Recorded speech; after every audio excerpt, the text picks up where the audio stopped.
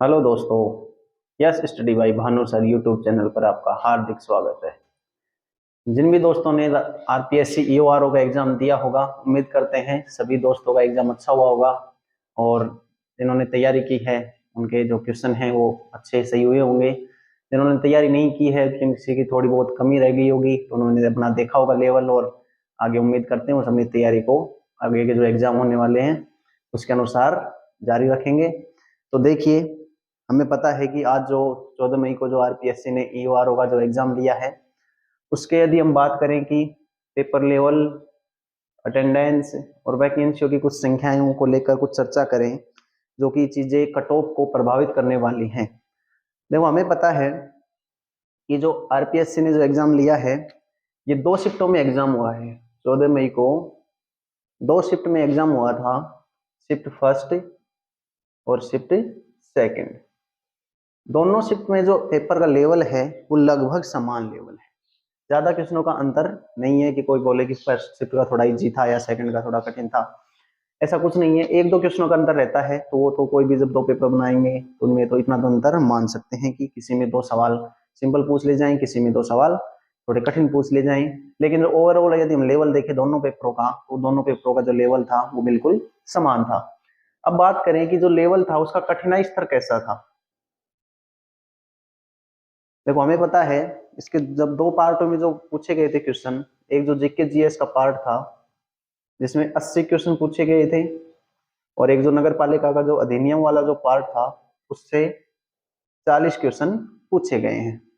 हमें पता है कि जिन भी कैंडिडेट ने तैयारी की होगी और मन से तैयारी की होगी, तो उनके जो ये जीके जीएस का जो पार्ट था, ये उनको बहुत थोड़ा सिंपल तो हम नहीं कह सकते, लेकिन सिंपल से थोड़ा सा ही अच्छा पेपर था, तो इस पार्ट को अच्छे से कर लिया होगा।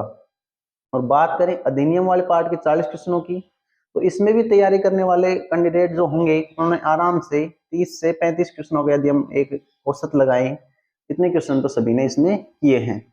तो इन सभी चीजों को यदि हम देखें, और इसके बाद जो अटेंडेंस जो है, अटेंडेंस है लगभग 50 से 55% के आसपास। एग्जाम की जो अटेंडेंस जो रही है दोनों शिफ्ट में मिला के, वो 50 से 55% रही है।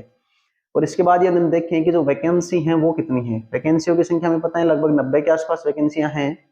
यदि हम सभी चीजों को देखें और जो तैयारी करने वालों का जो कंपटीशन लेवल यदि आज के समय में हम देखें, उन सब चीजों को लेके यदि हम बताना चाहें कि जो कट ऑफ रहने वाली है वो लगभग कितनी रहेगी, तो यदि हम देखें कि जो जनरल के जो कैंडिडेट हैं उनके यदि लगभग 95 के आसपास यदि किसी के बन रहे हैं, कितने, लगभग 95 के आसपास सवाल यदि किसी के बन रहे हैं, तो वो जो कंपटीशन की जो रेस है उसमें शामिल है।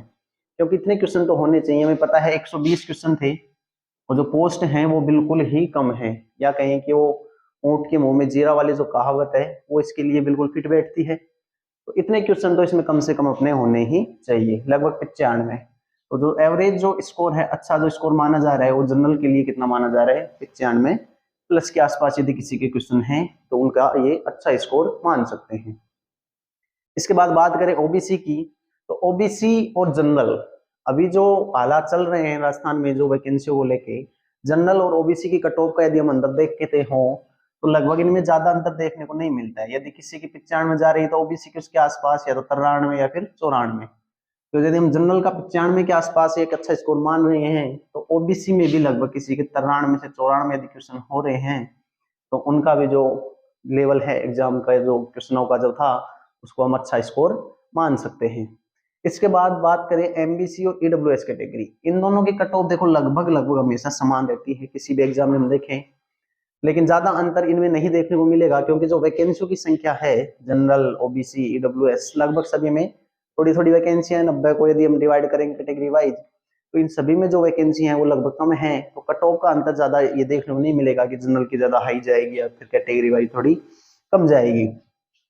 यदि एमबीसी और ईडब्ल्यूएस की यदि हम बात करें तो 90 से 91, दोनों ही कैटेगरियों की जो कट ऑफ है वो लगभग 90 से 91 के आसपास रहने वाली है, या फिर इसको हम एक अच्छा स्कोर मान सकते हैं। इसके बाद बात करें एससी और एसटी की, यदि एससी में किसी के 89 के आसपास और एसटी में यदि किसी के 87 के आसपास क्वेश्चन बन रहे हैं, तो उनका इसको हम अच्छा स्कोर मान सकते हैं।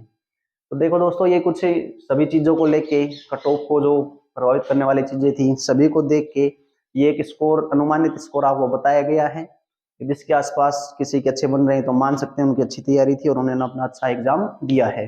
और जो भी कैंडिडेट जिन्होंने एग्जाम दिया है वो अपने जो कमेंट बॉक्स है उसमें नंबर जरूर करें, क्योंकि जिससे फिर एक अंदर लगाए और जो डेट लगेगा कट ऑफ कर संबंधित वीडियो बना दिया जाएगा। तो जानकारी यदि अच्छी हो तो दोस्तों के साथ शेयर करें, चैनल को सब्सक्राइब